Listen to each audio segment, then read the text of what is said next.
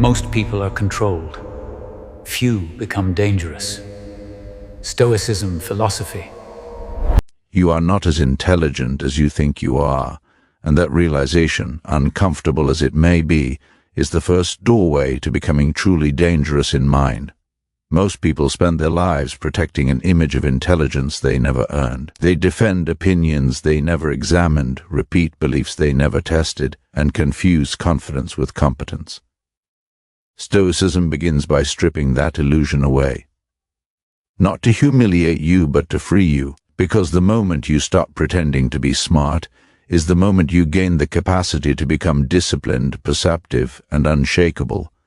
The first brutal lesson is this: intelligence without discipline is not intelligence at all, it is noise. A sharp mind that cannot govern itself is more dangerous to its owner than to anyone else. You see this everywhere: people who know what to do, yet never do it. People who can analyze endlessly, yet cannot act decisively. People who consume information as entertainment, mistaking awareness for growth. The Stoics would tell you plainly, knowledge that does not translate into character is wasted. Worse, it becomes a tool for self-deception. Marcus Aurelius, the most powerful man in the world at the time, reminded himself daily that his mind was his only true possession. Not his title, not his reputation, his mind. But he also knew that an undisciplined mind is a tyrant. It chases comfort, avoids effort, and rationalizes weakness with clever excuses. That is why the first task of becoming dangerously intelligent is not learning more, it is learning restraint. Restraint in speech, restraint in judgment, restraint in impulse. Look closely at your own habits. How often do you speak just to be seen as knowledgeable? How often do you react emotionally before understanding fully? How often do you reach for distraction the moment boredom or discomfort appears? These are not small flaws. These are signals that your mind is being dragged by externals instead of directed by principle. Stoicism does not flatter you here. It demands honesty. If you cannot control your attention, you cannot control your life. The modern world rewards the appearance of intelligence more than the substance of it. Fast opinions, loud certainty, endless commentary. But Stoic intelligence is quiet. It listens longer than it speaks. It observes without rushing to judge. Epictetus warned that we have 2 ears and 1 mouth for a reason. Not as a metaphor, but as a discipline. The person who masters silence gains leverage over chaos. While others rush to fill the air, you gain time. While others reveal their insecurities through words, you remain unreadable. This is where the brutality begins. You must accept that much of what you think you know is second-hand, absorbed without friction, adopted because it felt good, not because it was true. A dangerously intelligent person is willing to dismantle their own beliefs, to ask, is this actually mine? Have I tested this in action? Would this hold under pressure? That process is painful. It costs ego, but it sharpens judgment. Stoicism trains you to separate what is within your control from what is not. On the surface, this sounds simple. In practice, it is ruthless. It forces you to stop blaming circumstances, people, and luck for outcomes that are shaped by your choices. Intelligence grows when excuses die. Each time you catch yourself saying, I would have, but you are standing at a fork. One path preserves comfort. The other builds power. Consider how often emotions hijack your thinking. Anger convinces you that aggression is clarity. Fear disguises itself as prudence. Desire pretends to be necessity. The Stoics did not aim to eliminate emotion, but to subordinate it to reason, not coldness, control. A dangerously intelligent person can feel deeply without being ruled by feeling. They can pause between stimulus and response. In that pause lies freedom. This is why self-discipline is not a personality trait. It is a daily practice. Intelligence compounds only when habits support it. Reading without reflection does nothing. Reflection without action does nothing. Action without consistency collapses. Stoicism demands alignment. What you think, say, and do must point in the same direction. When they do, your presence changes. People sense coherence. They sense someone who is not easily manipulated, provoked, or distracted. There is a reason Stoic philosophers emphasized morning and evening reflection, not as ritual but as calibration. In the morning you prepare your mind for difficulty. In the evening you audit your behavior. Where did I act according to reason? Where did I surrender to impulse? This is not self-criticism for its own sake. It is training. Just as the body grows under resistance, the mind grows under honest review. Most people avoid this level of self-awareness because it exposes uncomfortable truths. It reveals laziness masked as burnout, weak boundaries disguised as kindness, indecision framed as flexibility. Stoicism cuts through these illusions. It asks you to live in reality, not narrative. And reality is where intelligence becomes lethal in the best sense of the word. As this lesson settles, understand what is being asked of you. Not to become smarter in the way the world applauds, but to become sharper in the way life demands. To govern your attention, to discipline your reaction, to speak less and see more. This is the foundation. Without it, every other lesson collapses. You are beginning a process that will not make you popular, but will make you formidable. Not because you dominate others, but because you no longer need to. The disciplined mind does not chase validation. It builds capacity. And once that capacity is built, the world feels very different. Once discipline has exposed how scattered the mind truly is, the second brutal lesson arrives with even less mercy. Your thoughts are not facts, and most of them are not even useful. People trust their inner voice as if it were a wise guide, when in reality it is often a poorly trained narrator fueled by fear, habit, and desire. Stoicism teaches you to distrust the first impression, not because you are weak, but because the unexamined reaction is the enemy of intelligence. Every moment, the mind produces judgments automatically. Someone disrespects you and the mind says, "I've been attacked." Something goes wrong and it says, "This is bad." You feel resistance and it whispers, "Avoid this." These impressions arrive fast and feel convincing, but they are interpretations, not reality.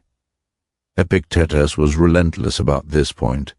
He warned that it is not events that disturb us, but the judgments we attach to them. Miss this lesson, and no amount of knowledge will save you from being mentally controlled by circumstance. To become dangerously intelligent, you must slow the moment between perception and belief.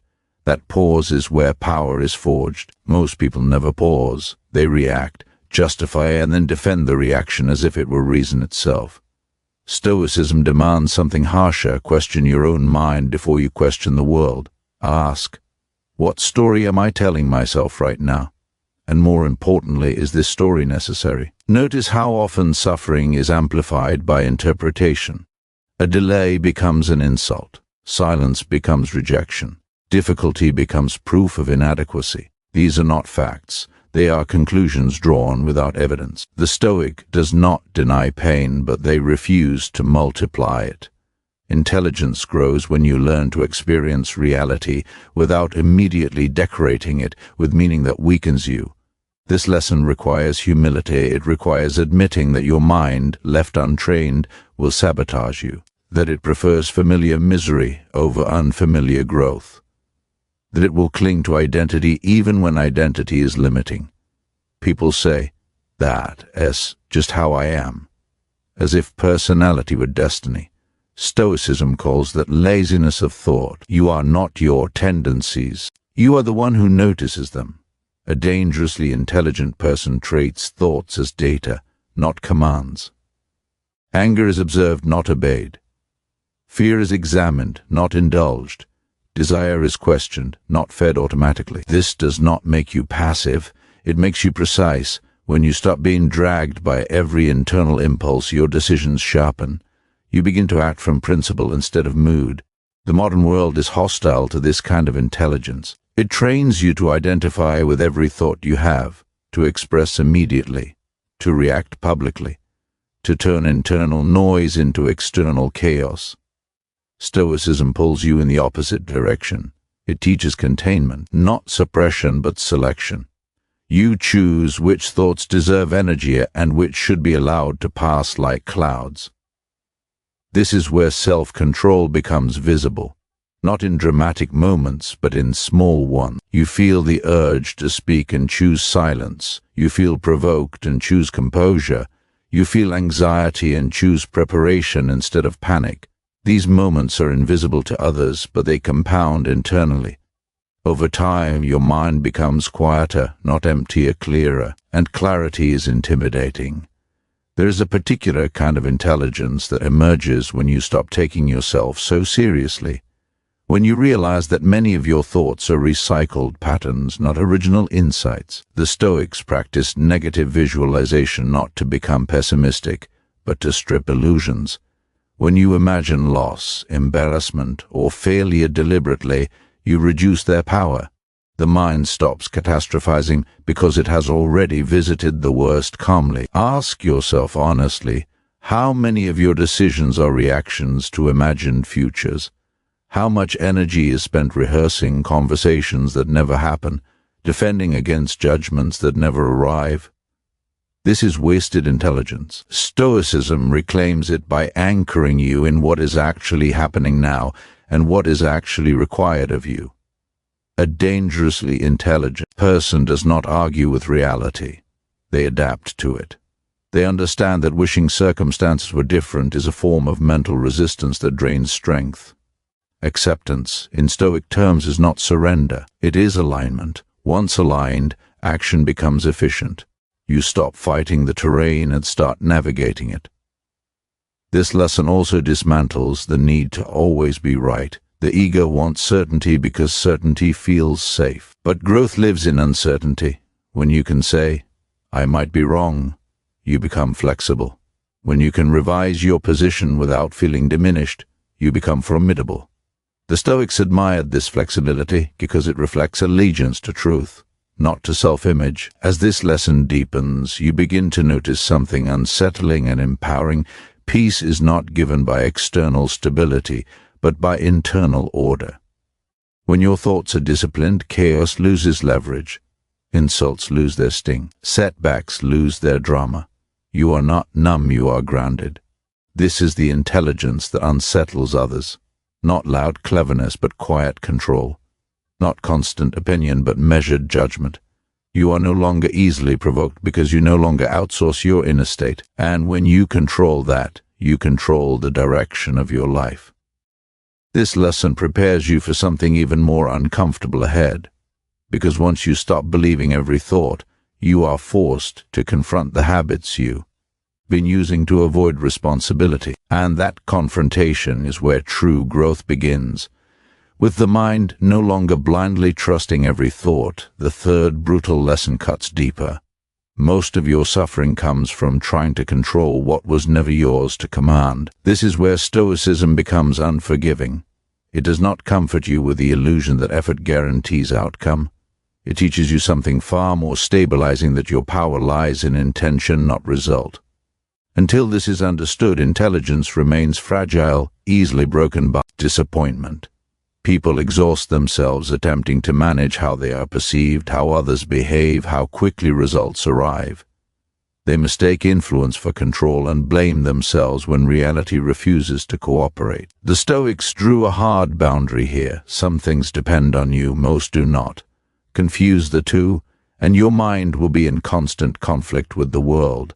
Intelligence matures when that conflict ends. This lesson feels threatening because it removes a familiar fantasy that if you just think harder, plan better, or worry more, you can force life into obedience. But worry has never changed an outcome. It only drains attention from what actually matters: your response. A dangerously intelligent person redirects energy away from prediction and toward preparation. They stop rehearsing possible disasters and start strengthening their character for whatever arrives. Notice how much mental space is occupied by anticipation, imagining failure, imagining rejection, imagining success even, and becoming attached to it. Attachment is the trap. When your peace depends on a specific outcome, you become mentally fragile. Stoicism breaks this dependency. You act with full effort, then release the result, not because you don't care, but because clinging makes you careless where it counts your conduct. Epictetus framed this as training for freedom. If someone can take your peace by denying you an outcome, then your peace was never yours. The Stoic does not ask, will this work? First, they ask, is this worthy of my effort? That shift is subtle, but it changes everything. You become process-driven instead of outcome-obsessed. And processes are controllable. This lesson also exposes how often frustration is self-inflicted. You demand that people behave differently, that timing be fairer, that effort be immediately rewarded. Reality makes no such promises. When expectations collide with facts, anger follows. The Stoic solution is not apathy, but realism. Expect resistance. Expect delay. Expect imperfection. Prepare for them, and they lose their power to surprise you. A dangerously intelligent person is rarely shocked by difficulty. They assume it as part of the contract. This is why Stoics appeared calm under pressure, not because they were emotionless, but because they were not betrayed by false expectations. They knew that virtue is tested precisely when conditions are unfavorable. Anyone can be composed when things go well. Intelligence shows when they do not. This lesson sharpens responsibility. Once you truly accept what is and is not within your control, excuses collapse. You can no longer blame external chaos for internal disorder. You may not control the storm, but you control your footing. You may not choose the challenge, but you choose your standard of behavior within it. That choice, repeated daily, builds a kind of self-respect that no approval can replace. Observe how people often confuse acceptance with passivity. Stoicism rejects this completely. Acceptance is the starting point of effective action, not the end of it.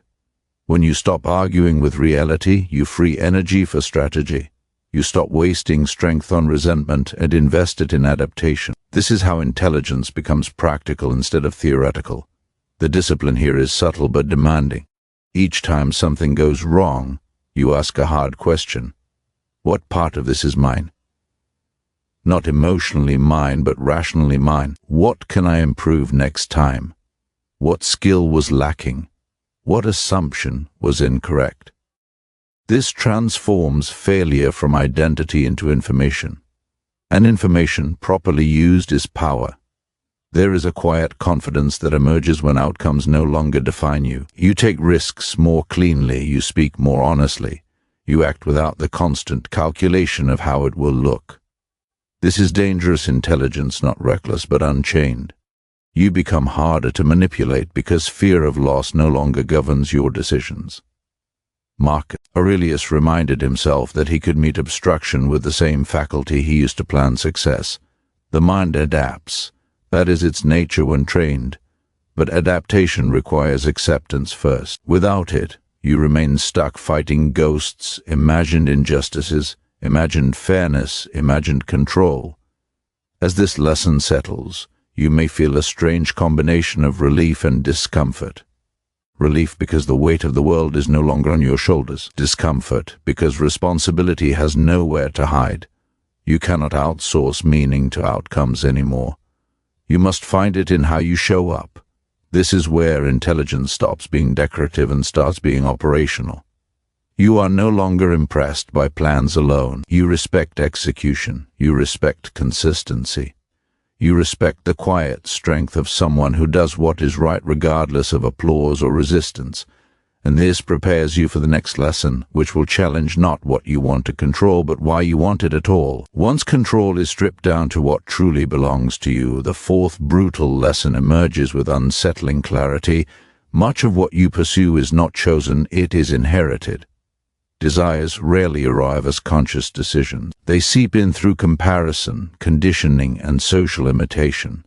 Stoicism demands that you interrogate your ambitions before they harden into obligations. Otherwise, you may spend your life climbing toward goals that do not deserve you. Most people assume their desires are personal. In reality, they are often echoes of what they were praised for, echoes of what others flaunt, echoes of what society frames as success.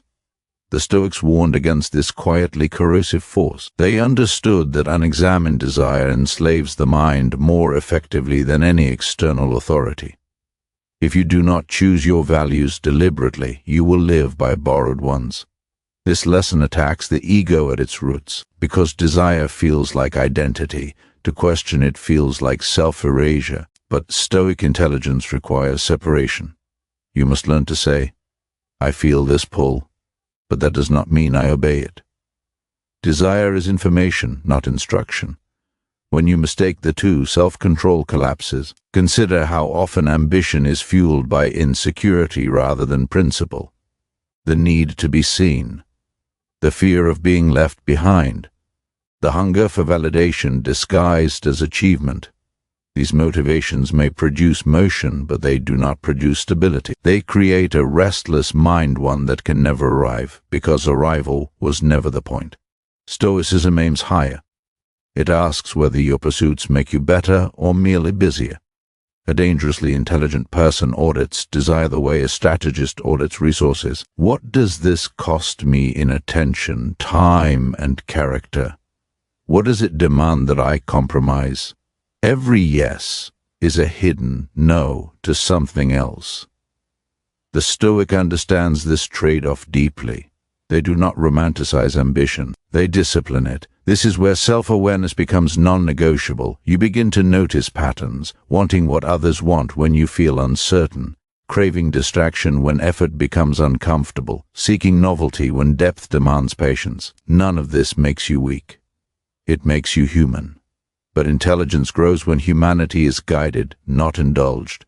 The Stoics practiced voluntary discomfort for this reason, not as punishment but as calibration. By occasionally denying yourself ease, you remind the mind that comfort is not a requirement for dignity. You train resilience. You discover that you can function and function well without constant gratification. This weakens the hold of desire. When you are no longer afraid of discomfort, manipulation loses its grip. Observe how advertising, social media, and even well-meaning advice constantly push you toward more. More productivity, more status, more pleasure. Rarely do they ask whether more is necessary. Stoicism does. It values sufficiency over excess. Enough becomes a position of strength. When you are content with enough, you cannot be easily coerced. This lesson also reframes success. Instead of asking, did I get what I wanted, you begin to ask, did I act in accordance with my values? This shift is subtle, but it changes the emotional outcome of effort. Success becomes internal and durable. Failure becomes external and temporary. You are no longer defined by acquisition but by alignment. There is a quiet liberation in realizing that wanting less can make you more capable. Less distraction sharpens focus. Less craving clarifies intention. Less comparison restores self-respect. The Stoics were not minimalists for aesthetic reasons. They were minimalists for psychological ones. They understood that excess clouds judgment. A dangerously intelligent person is not immune to desire, but they are no longer hypnotized by it. They can want without being controlled. They can enjoy without depending. This balance creates an inner steadiness that others mistake for confidence. It is deeper than confidence. It is self-trust. As this lesson settles, you may notice resistance. Parts of you will argue that without constant wanting, life will become dull. Stoicism answers this directly. Peace is not dullness. Clarity is not emptiness. When desire is disciplined, appreciation deepens. You stop chasing intensity and start experiencing meaning. This lesson clears space, space in the mind, space in the day, space in identity. And into that space, something stronger can be built. Because once you are no longer ruled by borrowed desires, you are finally ready to confront the most demanding task of all, becoming accountable to yourself alone. With desire no longer dictating direction, the fifth brutal lesson stands exposed. You are shaped far more by what you tolerate than by what you pursue. People like to think growth comes from bold actions and dramatic decisions. In reality, it is forged quietly through daily allowances. The habits you excuse, the behaviors you rationalize, the standards you lower when no one is watching. Stoicism forces you to confront this without comfort. Every time you accept something beneath your values, you train yourself to live beneath your potential. This is not about perfection. It is about alignment. The Stoics understood that character erodes incrementally, not through one catastrophic failure, but through small, repeated compromises that feel harmless in isolation. Intelligence sharpens when you notice these moments and refuse to numb yourself to them. Ask yourself where you are currently tolerating what you would never openly choose. Disrespect disguised as convenience. Distraction framed as rest. Indiscipline excused as balance. These tolerances do not remain contained. They bleed into other areas. What you permit in one corner of life eventually claims territory elsewhere. Stoicism teaches containment through principle. This lesson is brutal because it removes the comfort of blaming circumstance. You may not control everything that enters your life, but you control how long it stays. You control what becomes normal. The Stoic does not wait for motivation to raise standards. They raise standards to create motivation. Order precedes enthusiasm, not the other way around. Self-discipline here is not about intensity. It is about consistency. It is choosing the difficult right over the easy wrong repeatedly until it no longer feels heroic. This is where intelligence becomes embodied. You stop negotiating with yourself. You do what needs to be done because it aligns with who you have decided to be. Notice how people often talk about boundaries as if they are defensive tools. In Stoic terms, boundaries are declarations of identity. They signal what you respect, including in yourself. When you fail to enforce them, you send a message inward that your values are optional. Over time, the mind listens. A dangerously intelligent person is ruthless about internal standards. Not rigid but clear. They know what behaviors degrade them and which strengthen them.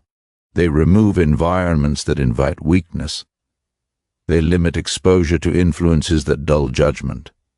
This is not avoidance of reality. It is strategic positioning.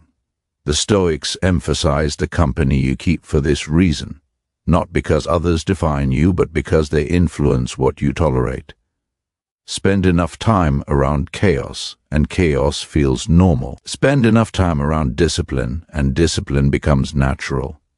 Intelligence grows in environments that reinforce virtue. This lesson also reframes self-respect. It is not something you demand from others. It is something you generate through action. Each time you keep a promise to yourself, even a small one, trust builds. Each time you break one, it erodes. Over time, this internal ledger determines how seriously you take your own intentions. Many people mistake self-compassion for self-exemption. Stoicism draws a sharp distinction. Compassion is understanding your struggle without surrendering to it. Exemption is lowering the bar to avoid discomfort. The former builds strength. The latter dissolves it. A disciplined mind can be kind without being permissive. There is discomfort in raising standards because it exposes gaps between who you are and who you could be. The Stoic does not panic here. They see gaps as guidance. They reveal where attention is needed, where structure must be built, where tolerance has quietly undermined growth. A dangerously intelligent person becomes difficult to disappoint because they no longer rely on external validation. Their satisfaction comes from self-governance, from knowing they acted according to reason even when it was inconvenient. This creates a calm authority that does not need to announce itself. As this lesson integrates, life becomes quieter but heavier, not oppressive, weighty with responsibility. You stop drifting. You start choosing. And choice, when repeated with integrity, becomes character. This prepares you for the next lesson, where discipline is tested not in solitude, but in friction with people, pressure, and provocation.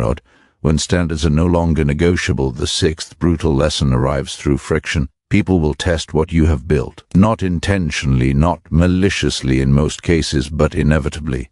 Stoicism prepares you for this without resentment. It teaches you that character is not proven in isolation, but in contact. Pressure reveals structure, And if your discipline is real, it will hold. Most emotional reactions are not caused by events themselves, but by the collision between expectation and reality, especially with other people. You expect understanding, fairness, reciprocity. You expect others to operate by the same standards you've chosen. They rarely do. The Stoic anticipates this. Marcus Aurelius reminded himself each morning that he would meet interference, ingratitude, arrogance, and ignorance.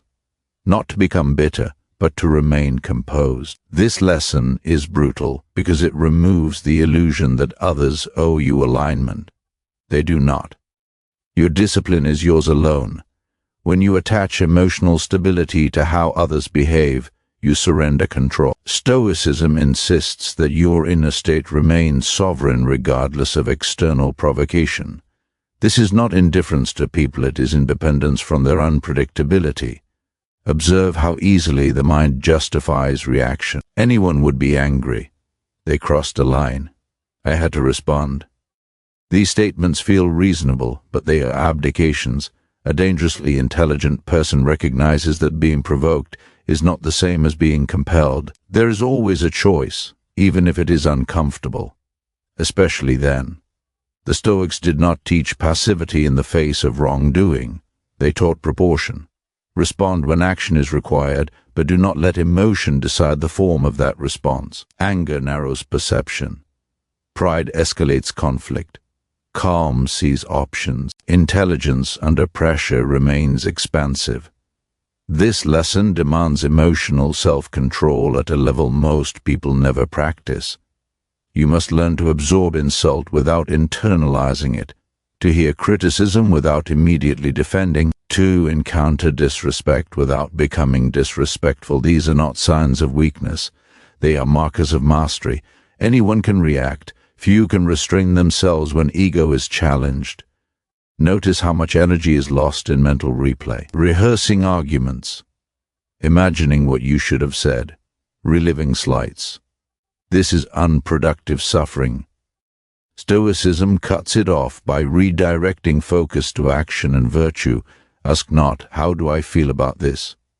But, what response reflects my values? A dangerously intelligent person understands that silence can be an answer, that walking away can be strength, that not every battle deserves engagement.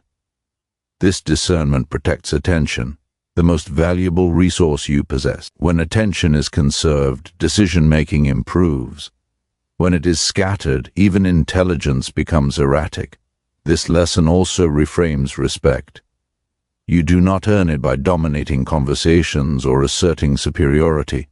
You earn it through consistency, through predictability of character. When people know you cannot be easily rattled, they approach you differently.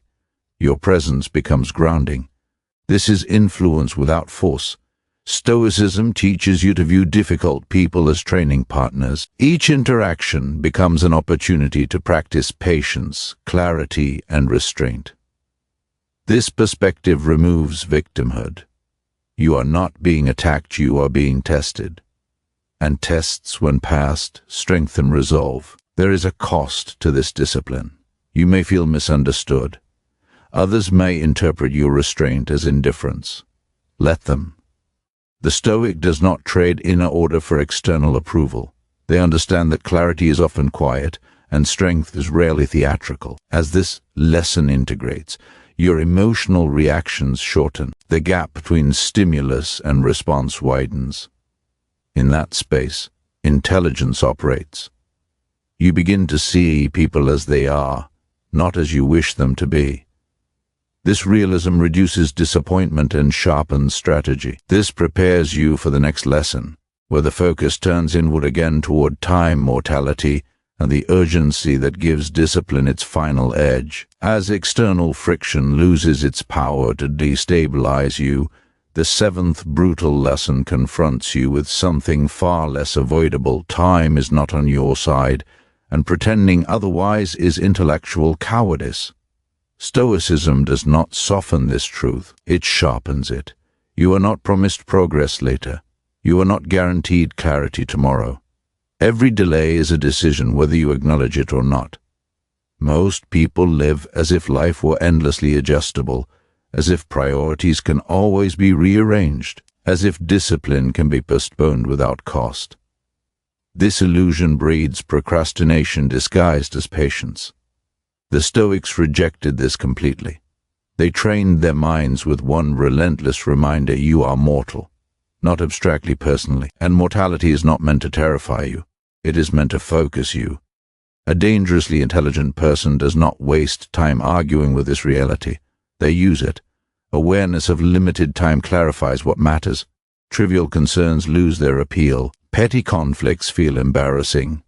What remains is urgency, not panic, but precision.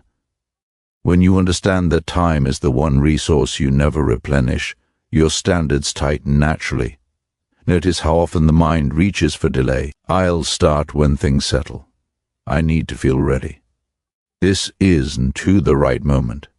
These thoughts feel reasonable, but they are evasions. Readiness is a myth invented to avoid discomfort. The Stoics knew this. They believed action precedes confidence, not the reverse. You become ready by doing. This lesson also exposes distraction as a moral issue, not a productivity one. Every hour spent numbing yourself is an hour not spent becoming who you are capable of being. Stoicism does not condemn rest, but it condemns unconscious escape. Rest restores. Escape erodes. Intelligence grows when you can tell the difference. Marcus Aurelius warned himself not to act as if he had endless time, not to postpone becoming a good person. This was not about achievement. It was about integrity. The question was never, how much can I accomplish? But am I living in accordance with reason now? This reframing removes fantasy and replaces it with responsibility. A dangerously intelligent person treats each day as a complete unit of life. Not in a dramatic sense, but in a disciplined one. They ask, did I use my attention well today? Did I act with clarity? Did I avoid obvious self-betrayal? This daily accounting keeps the mind aligned. You stop drifting because you are constantly recalibrating. There is discomfort in this lesson because it removes the safety net of later. Later is comforting. Later allows excuses to survive, but later is not guaranteed. Stoicism insists on immediacy, not recklessness, but presence. When you fully inhabit the present, procrastination weakens. Action becomes simpler. This lesson also deepens humility. You realize how little time you actually have to master everything. This does not discourage effort, it disciplines it. You stop scattering energy across meaningless pursuits. You choose depth over breadth, consistency over novelty. These choices compound quietly but relentlessly. A mind trained in mortality becomes difficult to distract and impossible to rush. You move deliberately because you know why you are moving. You say no more often, not out of rigidity but out of respect for time. This clarity is rare, and it reads as intelligence to those who lack it. As this lesson settles, something shifts internally.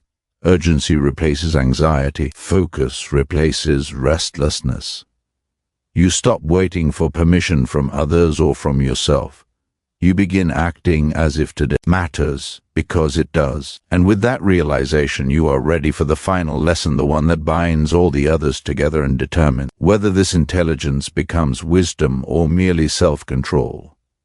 When discipline, judgment, desire standard, and emotional restraint are in place, the seventh brutal lesson strips away the final illusion that keeps people passive. You are running out of time, and pretending otherwise is a quiet form of self-betrayal. Stoicism does not use mortality as drama. It uses it as discipline, because nothing sharpens intelligence faster than the awareness that delay is not neutral, it is a choice with consequences. Most people behave as if life were a rehearsal, as if clarity, courage, and self-mastery can be postponed until conditions feel right. This assumption is rarely questioned and almost always false. The Stoics were relentless here. They reminded themselves daily that they could leave life at any moment, not to create fear but to eliminate waste. When time is finite, priorities reveal themselves without argument. A dangerously intelligent person does not panic under this realization. They focus. Mortality collapses triviality. It exposes how much energy is squandered on resentment, distraction, and performative busyness. You begin to see how often the mind hides behind later to avoid effort now. Later feels safe. Later asks nothing of you today, but later is an abstraction. Action is real. This lesson confronts procrastination at its root. Procrastination is not laziness.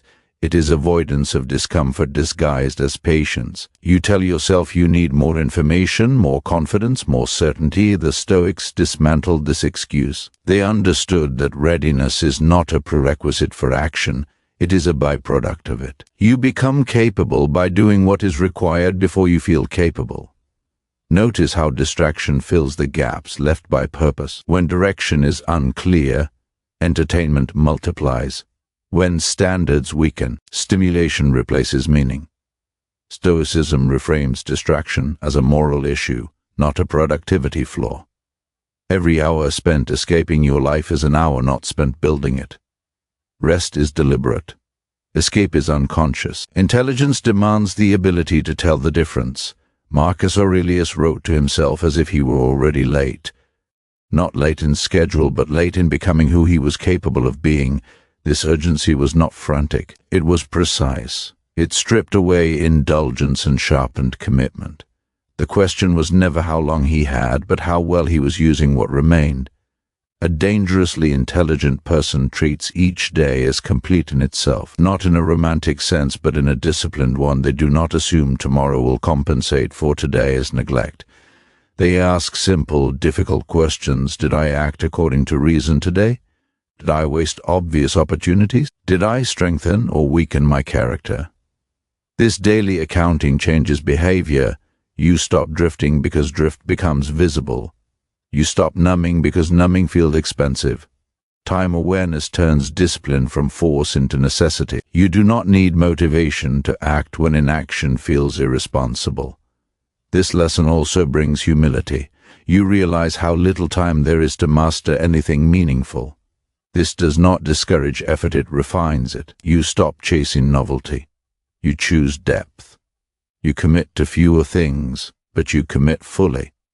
This selectiveness reads as intelligence because it is rare. When time is respected, attention sharpens. You listen better. You speak less. You tolerate nonsense poorly, not out of arrogance, but out of respect for finitude. This creates a calm seriousness that others feel immediately. You are not rushed, yet you are not idle. You move with intention. As this lesson integrates, urgency replaces anxiety, presence replaces restlessness. You stop waiting for permission externally or internally. You act because delay now feels heavier than effort. And this prepares you for the final lesson, where all discipline, awareness, and restraint converge into a single demand: to live in a way that leaves no argument with yourself at the end of all discipline.